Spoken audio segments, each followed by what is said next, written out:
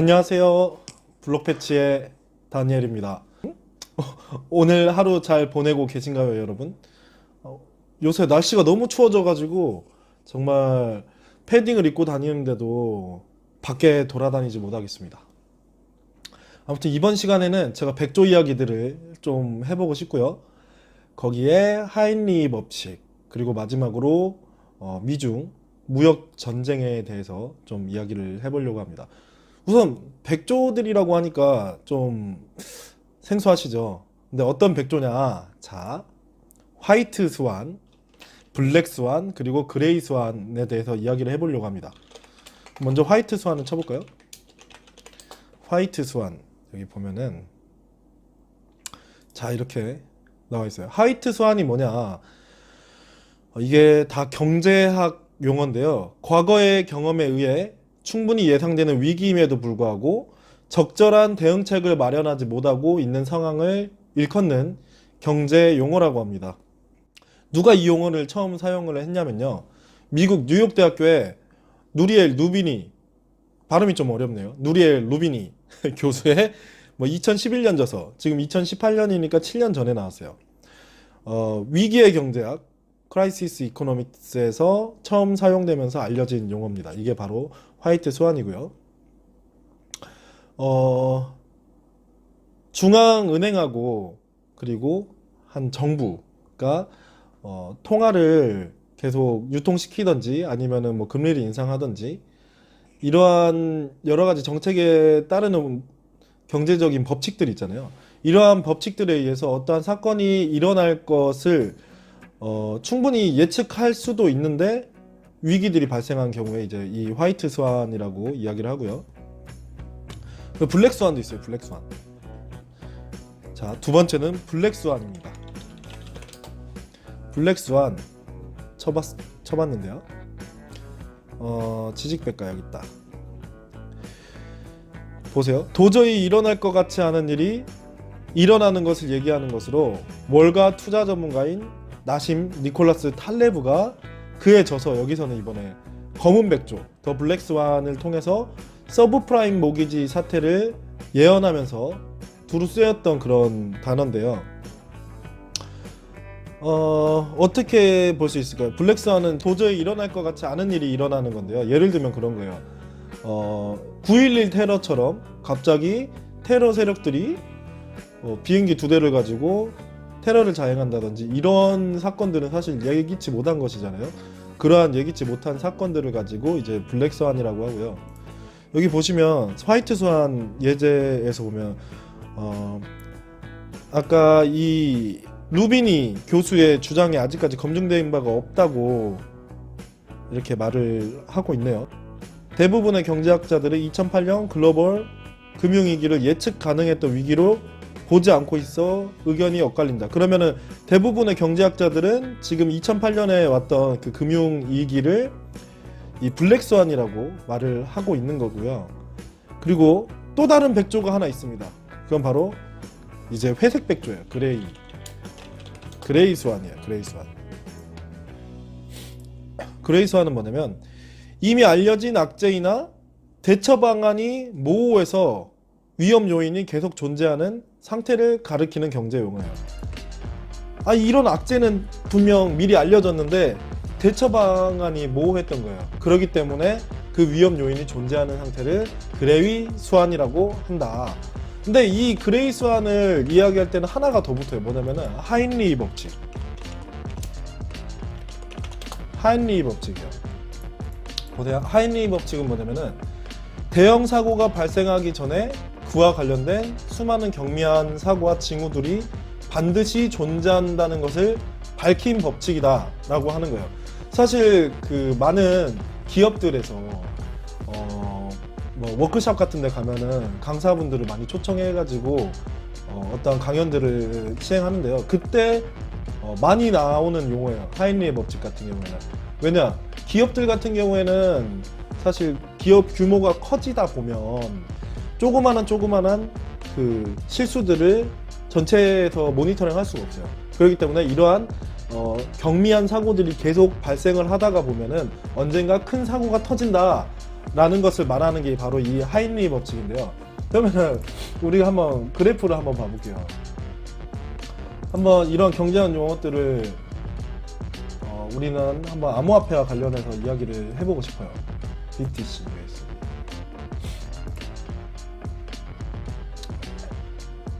자, 차트를 보면 참 참혹한데요. 이거를 이제 일봉으로 봐볼까요? 엄청난 그런 차트가 나왔습니다. 엄청난 대세 상승도 나오고 대세 하락도 나왔어요.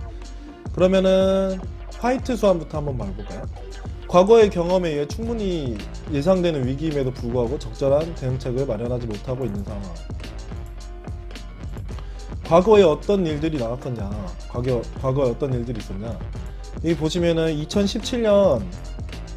2017년도에는 보시면은 이런 하락이 있었어요. 이런 하락이 뭐였냐? 악재였는데요. 어떤 악재였냐? 비트코인 하드포크 관련된 악재였어요. 근데 사실 지금은 많은 투자자분들께서 아시잖아요. 하드포크가 그렇게 뭐 큰 악재는 아니다라고 아시는데, 이때는 어떠한 일이 있었냐면은 비트코인 하드포크가 이루어지면 비트코인이 막 다 없어지는 줄 알았어요. 블록체인 다 끝날 것 같은 그런 이야기들이 있었는데요. 이때 같이 악재 요소로 쓰일 수 있는 거였고, 비트코인 하드포크가 악재 요소로 쓰일 수 있는 거였고, 그러면은 비트코인 하드포크 같은 경우에는 뭔가 큰 이슈거리가 될 수 있다 였는데, 이때 같은 경우는 무슨 일이 있었어요? 이때 같은 경우에는 무슨 일이 일어났냐면 비트코인 캐시의 하드포크 이슈였어요. 사실 비트코인 하드포크 이슈가 일어났을 때에도 블록 사이즈를 높이자라는 측과 라이트닝 네트워크 같은 사이드 체인 기술을 이용해서 확장성 문제를 해결하자는 측의 대립이 있었고요. 그리고 이번 같은 경우에도 비트코인 캐시 ABC 진영과 SV 진영이 블록 사이즈만 늘리자, 혹은 스마트 컨트랙트 같은 기능을 더해서 더 업그레이드를 하자라는 의견으로 갈렸는데요. 이때 그러면 우리가 충분히 알 수 있었던 게 뭘까요? 이거 여기를 이제 화이트 스완하고 어떻게 좀 결합을 시킬 수 있을지 생각을 해보면, 해시력을 많이 가지고 있는 자들에 의해서 좌지우지 될 수 있다라는 부분이거든요. 이게 사실 해결해야 될 과제긴 해요. 뭐냐면 비트코인과 비트코인 캐시 같은 경우에는 뭐 난이도도 있을 거고, 그리고 발행량이 정해져 있기 때문에 계속 난이도와 해시력 같은 경우에는 굉장히 중요한 사항인데, 이러한 해시력을 많이 가지고 있는 어떠한 세력들에 의해서 시장이 좌지우지 된다라는 부분은 언젠가 터질 만한 악재였었거든요. 충분히 예상할 수 있었던 악재였고, 그래서 최근에는 그런 기사를 봤어요. 비트코인 캐시의 해시를 조작했다라는 이유로 로저보하고 그리고 비트메인의 우지안이 피소를 당했다라는 이야기도 있었고요. 블랙스완은 어떻게 볼 수 있을까요? 블랙스완, 이거 예를 좀 돕기 위해서 제가 조금 어거지로 끼워 맞춰 보겠습니다. 예측할 수 없었던 일이죠. 첫 번째 예측할 수 없었던 일이 뭐냐, 바로 이렇게 엄청난 대세 상승이었고요. 두 번째 예측할 수 없었던 일이 뭐였냐 하면, 이때 이제 우리나라 정부에서 암호화폐를 전면 금지하겠다라는 듯이 언론에서 발표를 한 것, 그리고 계좌 전면 금지 시켰던 것, 입출금에 대한 금지를 시켰던 것 등이 일반 투자자들 입장에서는 예측할 수 없었던 그런 블랙스완적인 입장의 악재였었다라고 이야기를 할 수 있어요. 근데 저번에도 제가 영상에서 한번 말씀을 드렸는데, 그때 말씀을 해주셨던 그런 분들이 사실은 빨리 피해라고 이제 시그널을 주셨던 것 같기도 합니다. 지금 가격을 보면요, 엄청나죠. 네, 몇 배 차이죠. 그레이스완 같은 경우에는요, 사실 아직까지도 어떠한 대책이 잘 나오지가 않았어요. 그래서 디귿 모집에 대한 방법들이 계속 제시가 되고 있는데요. 처음에는 ICO, 그리고 IEO, 그리고 최근에는 STO까지 이야기가 되고 있어요. 그런데 ICO, IEO, STO 모두 다 그냥 그 자금 모집 방식에 관련된 거거든요. 근데 이러한 것들이 사실 애매모호하다. 그래서 어떻게 보면 나중에 다시 ICO로 갈 수도 있습니다. 예, 그랬던 것이고요.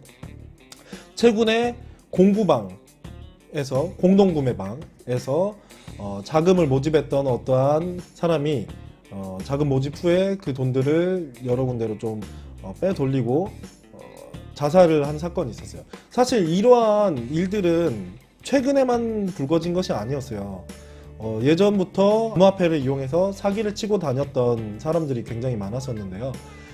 이러한 부분들을 어떻게 해소할 수 있을까에 대한 논의들이 많이 이루어지지 않았고 사실 계속 애매모호했던 거죠.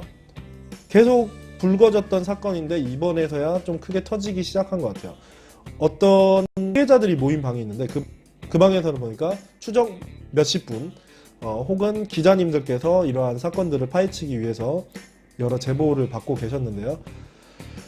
이제서야 이런 악재들이 또 터지기도 하고 참 안타깝습니다. 하인리 법칙도 마찬가지죠.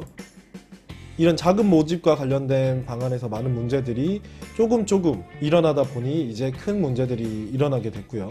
어떻게 보면은 비트코인이나 암호화폐 관련해서 그 자금 세탁이나 아니면은 불법 무기를 사고 팔았다라는 그런 이야기들도 있는데요. 이게 조그만한 문제들이 계속 모여서 드디어 이런 정부들이 칼을 빼드는 시기에 왔습니다. 자, 다음은 미중 무역 전쟁에 대해서 좀 이야기를 하고 싶은데요. 우선 이게 위안화 차트예요. 위안화 차트인데 1년 단위로 한번 봐볼게요. 제가 기억하기로도 올해 초에는 위안화가 한 170원대였거든요. 근데 지금 161원대로 낮아졌어요. 이게 어떤 의미냐 보세요. 지금 중국 같은 경우에는 두 가지 정책을 시행하고 있는데요. 첫 번째로는 그 위안화에 평가 절하를 했어요. 평가 절하를 하는 게 어떤 의미냐면은 수입국에서 중국의 물품을 살 때 위안화의 가치가 더 떨어졌으니까 더 많이 살 수 있는 거예요. 이게 무슨 의미냐면 수출을 더 많이 하겠다. 수출에 대한 우리가 우위를 장악하겠다라는 의미거든요. 왜냐면은 당연히 위안화가 줄어들었으니까 수입하려는 자들 입장에서는 같은 가격으로 더 많은 물건을 살 수가 있겠죠. 그리고 두 번째는 뭐냐면 미국에 대한 관세를 매겼어요. 그러면은 이 자국민들이 물건을 살 때 상대적으로 미국 물건이 중국 물건보다 더 비싼 거예요. 그러면은 뭘 사겠어요? 중국 물건을 사겠죠. 그렇기 때문에 중국에서는 그래서 관세를 매기는 방법을 썼고요. 근데 이 미국 같은 경우에 이제 거기서 이제 열이 받은 거죠. 왜냐? 중국이 수출에 대한 입장에서 우위를 점하겠다라는 입장이 있었고, 그리고 미국 같은 경우에는 중국이 지금 일부러 이렇게 하고 있다라고 해서 미국이 이제 중국 물품에 대해서 막 관세를 막 매기기 시작하는 거예요. 그래서 이렇게 싸움들이 불거지고 있는데요. 어떻게 보면 트럼프 같은 경우에는 사업가였으니까 이러한 중국에 대한 견제를 계속 하고 싶었을 거예요. 그래서 중국과 미국 간의 무역 전쟁이 지금까지도 계속 이어지고 있는 거고요. 근데 문제는 뭐냐? 이제 우리나라예요, 우리나라. 우리나라 같은 경우에는 철강이나 선박 이게 수출을 좀 많이 했던 나라인데요. 이러한 부분들의 관세들이 계속 매겨지다 보면은 우리나라도 힘들겠죠. 근데 최근에는 보니까 뭐 북한과의 관계, 북미 정상회담을 문재인 대통령이 좀 도우다 보니 이러한 부분들을 좀 완화시켜 주려는 미국의 움직임도 있는 것 같은데요. 아무쪼록 경기들이 빨리 회복되면 좋겠습니다. 앞으로 경기가 어떻게 될까에 대해서 생각을 해보면은 짧은 시간 내에 좋아질 것 같지는 않습니다. 왜냐하면 많은 국가들의 부채 비율이 그만큼 늘어났기 때문에 바젤3를 계속 활성화시키고 있는 거고, 그렇기 때문에 여러 가지 측면에서 좀 대비를 하셔야 될 부분이 있어요. 뭐냐면은 첫 번째 대비해야 될 부분은 부동산 폭락에 대한 부분, 그리고 주가 폭락에 대한 부분입니다. 근데 암호화폐 같은 경우에는 좀 애매해요. 사실 이게 주식과 같이 보게 된다면은 많은 자금들이 다시 은행으로 들어가고 있는 그런 추세다 보니까 암호화폐에 들어왔던 돈들도 다시 나가지 않을까 하고 예측을 할 수 있고요. 사실 그런 시기이기 때문에 지금 가격들이 빠진 것이라고도 생각을 해요. 근데 거기에 뭐 여러 악재들을 세력들이 붙였다고 생각을 할 수도 있고요. 그런데 만약에 정말 여론들이 이거 중앙화된 금융 시스템 정말 문제 있다. 우리 P2P 거래가 가능한 암호화폐로 넘어가자 라고 하게 된다면은 어느 정도 암호화폐로 다시 붐이 일 수도 있을 것 같긴 한데 사실 그건 지켜봐야 됩니다. 그래서 암호화폐 가격이 어떻게 될까요? 오를까요? 내릴까요? 라고 말하시는 분들이 많은데 굉장히 많은 예언가분들이 계세요. 지금도 아까도 뉴스를 좀 보니까 암호화폐 약세장에 지금 구입하지 않은 사람들은 엄청 후회할 거라는 그런 말을 하시는 유명 인사분들도 계시는데요. 사실 미래는 아무도 모릅니다. 다만 기술적인 부분을 만약에 믿으시는 분들이시라면 그에 맞춰서 자신이 생각하는 가치에 따라서 투자를 하셔야 되고, 그리고 정말 이거 암호화폐가 끝났다, 이제 희망이 없다라고 생각하시는 분들 같은 경우에는 뭐 손절하고 나가셔야죠. 뭐 방법이 없습니다. 무튼 이러한 일들이 있다라는 것을 좀 아셨으면 좋겠습니다. 지금까지 이번 영상도 봐주셔서 감사하고요. 날씨가 굉장히 추운데 암호화폐 시장도 좀 춥습니다. 업계분들도 힘들어하시는 분들도 많고요. 그래도 다 같이 힘내서 상승장을 기다리는 존버 정신으로 한번 이 추운 겨울을 지나셨으면 좋겠습니다. 영상 봐주셔서 감사합니다.